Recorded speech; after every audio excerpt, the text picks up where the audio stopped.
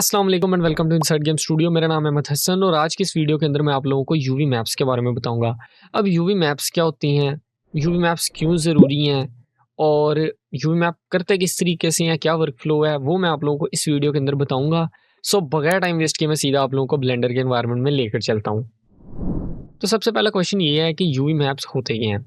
अब आप लोगों ने इस तरीके की इमेजेस देखी होंगी जिसके अंदर क्या होता है कि आप इस तरीके का लेबल बनाते हो 2D, उसके बाद आप उसको प्रिंट करवाते हो गत्ते के ऊपर और गत्ते के ऊपर प्रिंट करवाने के बाद क्या करते हो, उसके अंदर फोल्डिंग पॉइंट्स बना लेते हो कि हमने उस बॉक्स को कहाँ से फोल्ड करना है।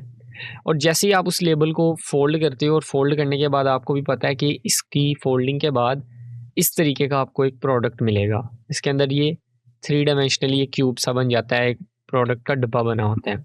अब यूवी मैप्स भी बेसिकली इसी तरीके की होती हैं।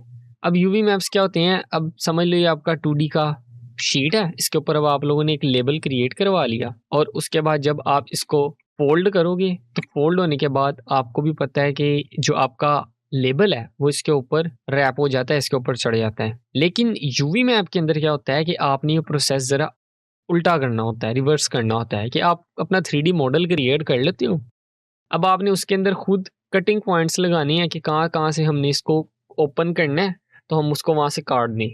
तो जब आप उसको काट देते हो और उसके बाद जब इसको आप यूवी मैप ओपन करते हो, तो वो इस तरीके से 2D स्पेस के ऊपर ये चीज़ इस तरह फैल जाती है। तो यूवी मैप बेसिकली क्या होता है कि आप अपने 3D मॉडल को इस तरीके से कट करो कि वो इस तरह 2D की स्पेस के ऊपर फैल जाए। उसके बाद जब आप उसके ऊपर टेक्सचर लगाओगे तो वो टेक्सचर क्या करेगा, ऑटोमेटिकली अपने आप को उसके साथ एडजस्ट कर लेगा और इस तरीके से उसके ऊपर जाकर लग जाएगा। तो नेक्स्ट चीज़ है कि हमने अब 3D मॉडल की यूवी मैपिंग अगर करनी है तो वो हम किस वर्क स्पेस में जाकर करेंगे या हम किस तरीके से करेंगे कि वो हमारे मॉडल के ऊपर टेक्सचर लगें और ख़राब भी ना हो। तो उसके लिए मैंने आप लोगों को यहाँ पर टैब्स ऊपर बताए थे कि टैब्स बने होते हैं, आप यूवी एडिटिंग के टैब में चले जाओ तो यहाँ आप देखोगे कि एक साइड पे आपका 3D आ रहा है, वर्क स्पेस आ रही है और एक साइड पे आपकी 2D वर्क स्पेस आ रही है। अगर मैं इस ऑब्जेक्ट को सिलेक्ट करके टैब दबाता हूँ, एडिट मोड में जाता हूँ कि ये जो क्यूब है वो यहाँ 2 डायमेंशन के अंदर इस तरह खुला हुआ है, अनफोल्ड हुआ हुआ है बेसिकली। तो ये इस तरीके से अनफोल्ड हुआ हुआ है। अब इस प्रोसेस को यानी कि इस 3D ऑब्जेक्ट को जब आप यूवी मैप कर रहे होते हो ना, इस तरह के हमने इसको 2D वर्क स्पेस पर लेकर जाना है, उसको यूवी अनरैपिंग कहते हैं। कि आपने चीज़ है, पहले क्या करते हैं, लेबल है आपके पास अगर 2D का, तो जब आप उसको 3 डायमेंशनली कर रहे होते हो तो रैप कर रहे होते हो और जैसे आप उसको अब प्रोसेस उल्टा कर रहे हो तो उसको अनरैपिंग बोलते हैं। इसी तरह अब इसको यूवी अनरैपिंग बोला जाता है। अब यूवी अनरैपिंग इसलिए बोला जाता है कि एक्स वाई जी की बजाय इन्होंने क्या किया हुआ है कि ये समझ लो आपका एक्स एक्सिस है जिसको उन्होंने यू का नाम दे दिया हुआ है और इसको वाई है तो इसका वी दिया हुआ है। तो ये एक्स वाई बेसिकली इन्होंने फैंसी नाम बनाया हुआ है यूवी मैप। तो अब मैंने यहाँ पर क्यूब लिया हुआ है और मैंने इसके ऊपर मटेरियल लगाया हुआ है। अब अगर मैं किसी फेस को सिलेक्ट करता हूँ और उसके बाद इधर आकर उस फेस को सिलेक्ट करता हूँ 3 प्रेस करके, इधर भी 1 2 3 सेम वही एलिमेंट सिलेक्शन की जो शॉर्टकट कीज़ हैं वो यहाँ पर सेम उसी तरीके से वर्क करती हैं। अब मैंने इसको सिलेक्ट किया है, जी दबाकर मूव करूंगा तो यहाँ पर देखो मेरा टेक्सचर मूव कर रहा है और इधर से आकर मैं चेंजिंग कर सकता हूँ। अब अगर आप यहाँ देखोगे तो अब आपके मन में सवाल आएगा कि यार यहाँ पर तो इन्होंने टेक्सचर ब्रेक कर दिया हुआ है, इस तरीके से तो ये फोल्डिंग नहीं थी। वो ज़रूरी नहीं है बट सम केसेस में बड़ी ज़रूरी होती है। फॉर एग्जांपल अगर आप चाहते हो कि आपके ऑब्जेक्ट के ऊपर टेक्सचर सीमिंग ना आए, टेक्सचर सीमिंग क्या होती है, अगर आप यहाँ पर देखोगे तो कितने स्मूथली यहाँ से टेक्सचर जो है ट्रांजिशन हो रही है एक फेस से दूसरे फेस के ऊपर स्मूथली। लेकिन अगर आप ऊपर देखोगे तो आपको भी पता है कि यहाँ पर ये जो एरर आ रहा है, अनकंसिस्टेंसी जो आ रही है, इसको आप बोलते हो टेक्सचर सीमिंग। तो ये यहाँ पर टेक्सचर सीमिंग आ रही है। अगर आप चाहते हो कि आपके ऑब्जेक्ट के ऊपर टेक्सचर सीम ना आए तो आप इस तरीके की जो ब्रेकिंग अभी मैंने की थी आप इसको अवॉइड करो। तो अब क्वेश्चन ये है कि यूवी मैप इतना ज़रूरी क्यों है इन स्ट्रक्चर्स के लिए। वो इसलिए है कि जब बाय डिफ़ॉल्ट आप ब्लेंडर के अंदर कोई ऑब्जेक्ट क्रिएट करते हो ना तो उसकी यूवी मैप वावा आपको मिलता है। अब ये जो आप मैप देख रहे हो ना, ये वाला, इसको यूवी मैप बोलते हैं। तो बाय डिफ़ॉल्ट ये मैप आपको मिलता है, लेकिन जैसे ही आप ऑब्जेक्ट को पकड़ के एक्सट्रूजन कर रहे हो ना तो वो मैप आपका ख़राब हो जाता है। तो अब इसको फिक्स करने के लिए हमें क्या करना पड़ता है, दोबारा से इसकी यूवी अनरैपिंग करनी पड़ती है। अब हमने यूवी अनरैप एक मॉडल को किस तरीके से करना है, उसका जो कॉन्सेप्ट है वो मैं आप लोगों को समझा देता हूँ कि मैं क्या करूँगा। ब्लेंडर को हम पहले ही बता देंगे कि हम इधर से इस ऑब्जेक्ट को काटेंगे यहाँ से, तो वो क्या करेगा, इधर से इसको इस तरीके से अनफोल्ड कर देगा, यहाँ से इस तरीके से मोड़ देगा। तो मैंने ये यहाँ पर एक पॉइंट क्रिएट कर लूँगा कि इन एजेस को काटना है और इस एजेस को फोल्ड करना है मैंने यहाँ से। तो वो भी बड़ा सिंपल है। तो मैं 2 दबा के एज सेलेक्ट मोड में चले जाऊँगा और मैंने जोन से एजेस को काटना है, मैंने इनको सिलेक्ट किया।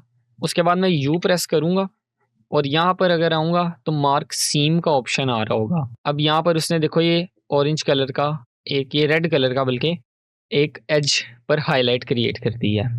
और इसी तरह मैं दूसरी साइड से भी इसको कर दूंगा यू मार्क सीम। और अगर आप चाहते हो कि मैंने गलत कट लगा लिया, लाइक मैंने इसको सिलेक्ट करके यू एंड देन मार्क सीम कर दिया है, अब मैं इसको रिमूव करना चाहता हूँ तो यू दबा के क्लियर सीम पर भी क्लिक करूंगा, देन ये चीज़ रिमूव हो जाएगी। अब मैंने एक यहाँ से इस तरीके की ओपनिंग करवा ली, कि यहाँ से ओपनिंग करवा ली और मैं एक यहाँ से सिलेक्ट करके यू एंड मार्क सीम कर दूंगा। तो अब होगा क्या कि ये वाला जो फेस है इसको यहाँ से मैंने कटिंग दी है और इसको यहाँ से कटिंग दे दी है। तो जब मैं इसको अनरैप करूंगा, सिलेक्ट ऑल ए प्रेस करूंगा, देन यू प्रेस करूंगा और उसके बाद यहाँ अनरैप पर आकर एंगल बेस्ड पर क्लिक कर दूंगा।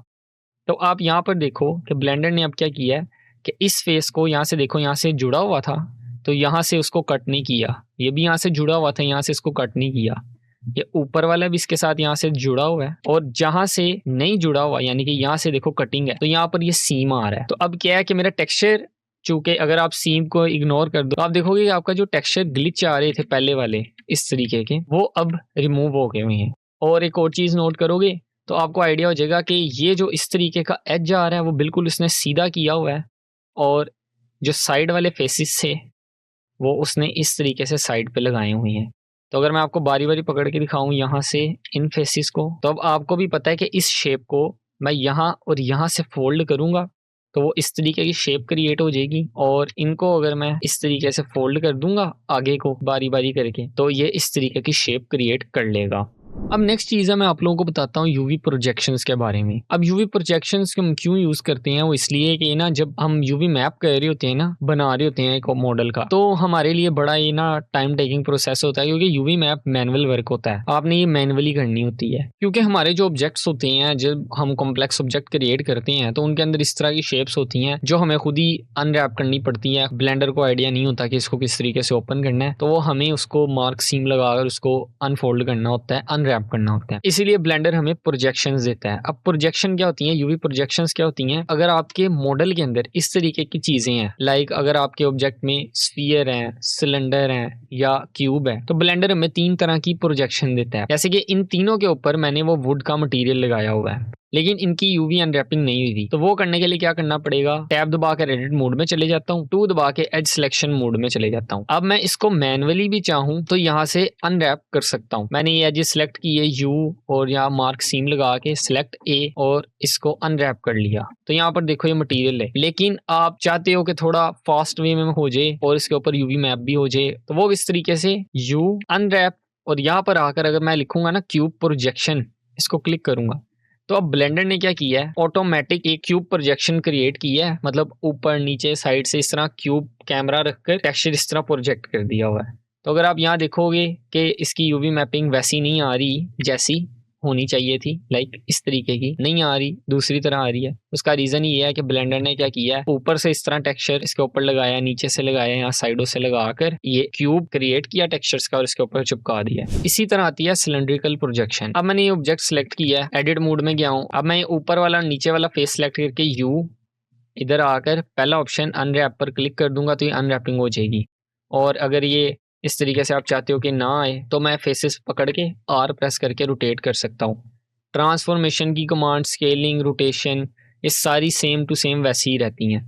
अब मैंने इस एरिया को अनरैप करना है तो वो किस तरीके से करूंगा, अगर मैं यू अनरैप और यहाँ पे आके सिलेंडर प्रोजेक्शन पर क्लिक करूंगा तो वो क्या करेगा, इसको ओपन कर देगा, लेकिन इसके ऊपर टेक्सचर उस तरीके से नहीं आए जिस तरीके से आने चाहिए थे। अब सिलेंडर प्रोजेक्शन को यूज करने के लिए आपको क्या करना पड़ता है, आपको पहले किसी व्यू में जाना पड़ेगा, फ्रंट व्यू में या साइड व्यू पर चले जाओ। अब मैं 3 दबा के राइट व्यू में चला गया हूँ, मैं टैब दबा के एडिट मोड में जाता हूँ और जिसको मैंने एरिया को अनरैप करना है उसको सिलेक्ट कर लिया, यू अनरैप और यहाँ पर आके सिलेंडर प्रोजेक्शन पर क्लिक करूंगा तो उसने क्या किया है, अब मेरी ये टेक्सचर्स को ठीक कर दिया है। अब इसके अंदर वो ग्लिचेस या वो अनइवननेस नहीं आ रही।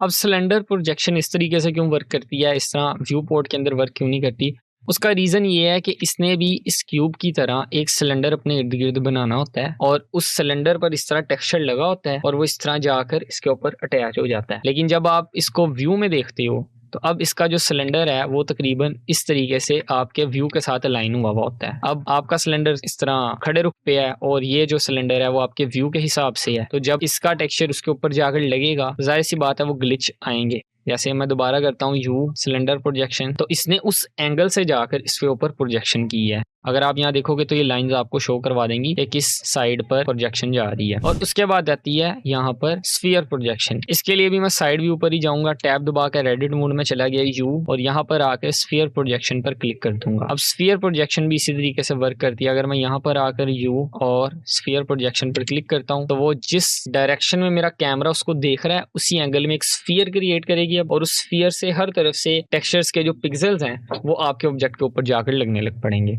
तो नेक्स्ट चीज़ एक और है, यूवी वर्क स्पेस के बारे में आप लोगों को बता दूं कि जिस तरह मैंने अपनी लास्ट वीडियो के अंदर बताया था कि आप टेक्सचर्स जो होते हो जब आप एक मॉडल के ऊपर लगाते हो तो उसके साथ आप नोड एडिटर के अंदर स्केलिंग रोटेशन का आपके पास फीचर आता है। अगर आपको वो चीज़ मुश्किल लग रही है कि मैं वहां से रोटेट नहीं करना चाह रहा, स्केलिंग नहीं करना चाह रहा टेक्सचर की, तो आप यहाँ यूवी वर्क स्पेस के अंदर आकर भी वो चीज़ कर सकते हो। जैसे मैंने ऊपर वाला फेस सेलेक्ट किया और मैं चाहता हूँ कि मैंने इसको रोटेट करना है, तो मैं इधर से आकर सिलेक्ट ए, मैंने यहाँ पर ऑल सेलेक्ट कर लिया और यहाँ से आकर अगर मैं रोटेट करूंगा तो वो टेक्सचर यहाँ से रोटेट हो जाएगा। इसी तरह अगर मैं इसको स्केल करता हूँ तो यहाँ देखो उस हिसाब से यहाँ स्केलिंग हो रही है। अगर आप चाहते हो कि आपके पीछे जो ये ग्रिड आ रही है इसके ऊपर इमेज आ जाए तो वो भी आप यहाँ से आकर ओपन कर सकते हो। यहाँ पर अगर आप साइड पर देखोगे आपको ड्रॉप डाउन मेन्यू दिखाई दे रहा होगा न्यू के साथ, मैं इसको क्लिक करूंगा और उसके बाद यहाँ पर आकर इमेज सेलेक्ट कर लूंगा जो सी भी मेरी इमेज है, तो अब मुझे अच्छे तरीके से अंदाजा हो जाएगा कि मेरा जो टेक्सचर है वो कहाँ पर है और किस तरीके से मेरी इसके ऊपर प्रोजेक्शन आ रही है। बस लास्ट इंपॉर्टेंट चीज मैं आप लोगों को बता दूं कि अगर आप ये इमेज देख रहे हो,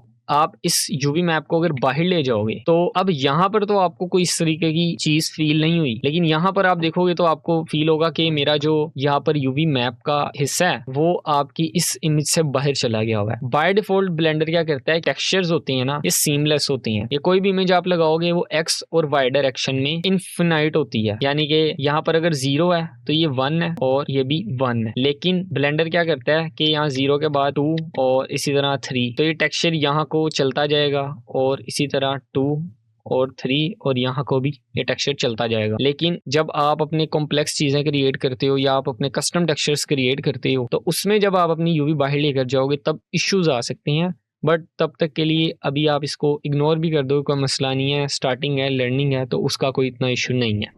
तो अब यहाँ पर जो लास्ट वीडियो थी उसका कंटिन्यूस पार्ट है कि मैंने आप लोगों को यूवी मैप के बारे में सारा इसी वीडियो में बता दिया है। अब मैंने जो टेक्सचर्स इश्यूज आ रहे थे मैंने वो भी बता दिए कि क्यों आ रहे हैं, कि एक्सट्रूजन हुई है और ये सारे मसाइल आए हुए हैं। इसकी वजह से क्या है कि यहाँ पर देखो, यहाँ पर भी टेक्सचर स्ट्रेच हुआ हुआ है, यहाँ पर अलग ही तरह का पैटर्न क्रिएट हुआ हुआ है और यहाँ पर तो बिल्कुल ही मत बजी हुई है। तो उस चीज़ों को अब ठीक करने के लिए हमें क्या करना पड़ेगा, इसकी यूवी करनी पड़ेगी क्योंकि मैं इमेज टेक्सचर यूज़ कर रहा हूँ। तो वो किस तरीके से करेंगे, हम बारी बारी ऑब्जेक्ट को सिलेक्ट करके करेंगे। तो मैंने ये ऑब्जेक्ट सेलेक्ट किया और मैं क्वेश्चन मार्क दबाकर आइसोलेट मोड के अंदर चले जाता हूँ।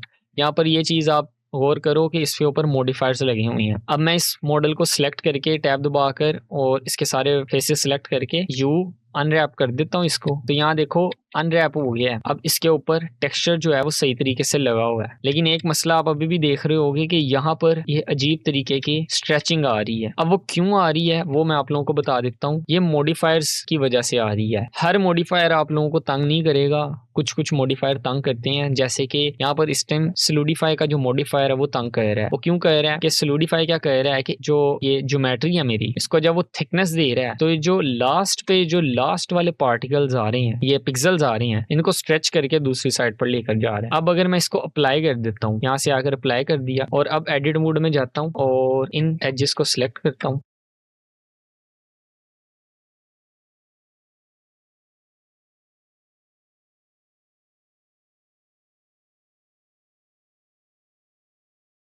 अब मुझे जहाँ-जहाँ से कटिंग चाहिए थी मैंने वहाँ-वहाँ से इसके एजेस सेलेक्ट कर लिए और ए दबा के ऑल सेलेक्ट एंड यू और यहाँ पर अनरैप में आकर एंगल बेस्ड पर वापस क्लिक कर दूंगा। तो अब ब्लेंडर ने क्या किया है कि इस तरीके से अनरैप कर दिया मेरा ऑब्जेक्ट। अब मेजॉरिटी ऑफ एरियाज पर जो है मेरा टेक्सचर है वो बिल्कुल ठीक आ रहा है। अब लेकिन यहाँ पर अगर आप देखोगे तो ये ठीक नहीं आ रहा, तो मैं इस वाले फेस को सिलेक्ट कर लूंगा और उसके बाद मैं आप लोगों को एक चीज बताता हूँ कि मैंने इस जो यूवी मैप है इसको बिल्कुल स्ट्रेट करना है, क्योंकि अगर मैं इसको स्ट्रेट करूंगा तभी ये टेक्सचर इसके ऊपर ठीक दिखाई देगा। तो वो ब्लेंडर किस तरीके से करता है कि अगर आपके पास एक फेस है जो आपने या तो हॉरिजॉन्टली या वर्टिकली अगर आपने उसको एडजस्ट कर लिया, मतलब बिल्कुल स्ट्रेट कर लिया है कि मुझे उसकी डायरेक्शन में चाहिए, सारे जो फेसेस हैं वो अलाइन हो जाएं। जैसे मेरे पास ये वाला एक फेस है, अब ये इस डायरेक्शन में बिल्कुल स्ट्रेट है, तो मैं क्या करता, तो मुझे क्या चाहिए कि मैंने जो ये वाले फेसेस हैं बाकी के वो इस डायरेक्शन में अलाइन हो जाए। तो उसके लिए मुझे क्या करना पड़ेगा, मैंने ये सारे फेसेस सिलेक्ट करूंगा, पहले ए दबाकर सिलेक्ट ऑल, और यहाँ पर लास्ट पर वो वाला फेस सिलेक्ट करूंगा जिसके साथ मैंने इनको अलाइन करना है। तो मैंने वो लास्ट पर ये सिलेक्ट कर लिया, देन राइट क्लिक और फॉलो एक्टिव क्वाड्स पर क्लिक कर दूंगा। तो अब ब्लेंडर क्या करेगा कि यहाँ पर देखो कि उसने ये सारे जो फेसेस हैं उसको अलाइन कर दिया है इस वाले फेस के साथ। अब मैं इसको सिलेक्ट ए दबाकर सिलेक्ट ऑल एंड रोटेट कर दूंगा और यहाँ पर आप देखोगे तो जो मेरा टेक्सचर है वो इस तरीके से इसके ऊपर लग गया है। अब नीचे वाले को भी सेम इसी तरीके से करूंगा। अब अगर यहाँ देखोगे तो आपका ये जो मटेरियल है, जो टेक्सचर है, इसके ऊपर प्रॉपर तरीके से शो हो रहा है। तो मैं चीज़ों को थोड़ा स्पीड अप करने के लिए क्या करूंगा, प्रोजेक्शन मेथड्स का यूज करूंगा। जैसे अब ये है, अब मुझे पता है क्यूब ही है, तो मैं इसको सिलेक्ट ऑल, यू, अनरैप और यहाँ से आकर क्यूब प्रोजेक्शन पर क्लिक कर दूंगा। तो ब्लेंडर ने ऑटोमेटिकली इसकी प्रोजेक्शन कर दी है। अब मिरर मॉडिफायर ने मुझे हेल्प किया है कि उसने ऑटोमेटिकली दूसरे डायरेक्शन में इसको मिरर किया हुआ है। इसी तरीके से इसको सिलेक्ट करूंगा और इसके ऊपर भी देखो सोलिडिफाई मॉडिफायर लगा हुआ है। तो मैं अब क्या करूंगा कि पहले इसको सिलेक्ट करके यू अनरैप पहले कर लूंगा, यू एंड देन अनरैप कर लूंगा और इस फेस को सिलेक्ट करूंगा पहले और यहाँ से एडजस्ट कर लूंगा। इस फेस को सिलेक्ट करूंगा और यहाँ से इसको भी एडजस्ट कर लूंगा। अगर आप यहाँ देखोगे तो सोलिडिफाई जो है वो आप लोगों को मैंने बताया कि क्या करता है कि लास्ट वाले जो पिक्सेल्स होते हैं उनको स्ट्रेच करके दूसरी साइड पर ले जाता है। तो अब मैंने क्या किया है, सोलिडिफाई अप्लाई करने से पहले ही इसको यूवी मैप कर लिया है। अब अप्लाई कर दूंगा और जो से एरियाज मेरे खराब हैं, जैसे ये एरियाज मेरे खराब आ रही हैं, यहाँ पर स्ट्रेचिंग भी है, इनको सिलेक्ट करके यू अनरैप और यहाँ पर आकर क्यूब प्रोजेक्शन पर क्लिक कर दूंगा। तो ये मेरी लेग भी एक बैक वाली वो भी ठीक होगी। उसके बाद यहाँ पर भी आऊंगा, अब इसको सिलेक्ट करके ऑल यू और इसको भी क्यूब प्रोजेक्शन पर क्लिक कर दूंगा और इनको रोटेट करके टेक्सचर जिस डायरेक्शन में है उस डायरेक्शन में अलाइन कर दूंगा। और ऊपर फिर वही इशू आ रही हैं, यानी कि टेक्सचर्स किसी अलग डायरेक्शन में अलाइन हुए हैं। तो मैं इन फेसेस को सिलेक्ट करूंगा और अब मैं यहाँ पर देखो मेरे पास कोई भी स्ट्रेट फेस नहीं है, तो मैं वो खुद ही क्रिएट कर लूंगा। मैं एज सिलेक्ट मोड में जाऊंगा, मैंने ऊपर वाला एज सिलेक्ट किया एस वाई, इसको वाई डायरेक्शन में और इनको एक्स एक्स डायरेक्शन में स्ट्रेट कर लूंगा। अब मेरे पास ये प्रॉपर स्ट्रेट आ गया। आपने ये आगे वाले की फिक्र नहीं करनी, वो खुद ही ब्लेंडर हैंडल कर लेगा। अब मेरे पास एक फेस मैंने बिल्कुल स्ट्रेट कर लिया। सिलेक्ट ऑल, लास्ट पर एक्टिव सिलेक्शन कर लूंगा, लास्ट जिसके साथ मैंने लाइन करना है, right click follow active quads पर क्लिक कर दूंगा। तो ब्लेंडर ने क्या किया, यहाँ पर देखो कि टेक्सचर्स को अलाइन कर दिया हुआ, इस तरह कर्व की फॉर्म में दे दिया हुआ है। अगर आप नीचे देखोगे इस डायरेक्शन में जा रहा है और ऊपर देखोगे प्रॉपर एक फ्लो में चीज जा रही है। अब यहाँ पर एक टिप है, वो ये है कि जो ऑब्जेक्ट आपके दूसरे ऑब्जेक्ट के अंदर गया हुआ है, जैसे कि अब अगर मैं इस मॉडल को सिलेक्ट करके आइसोलेट करता हूं तो यहाँ पर ये जो है वो नजर भी नहीं आना। तो इनको अगर मैं ऐसे छोड़ भी दूंगा ना तो कोई इतना मसला नहीं आएगा कि इनको मैंने अनरैप नहीं किया, वो नजर आना ही नहीं है।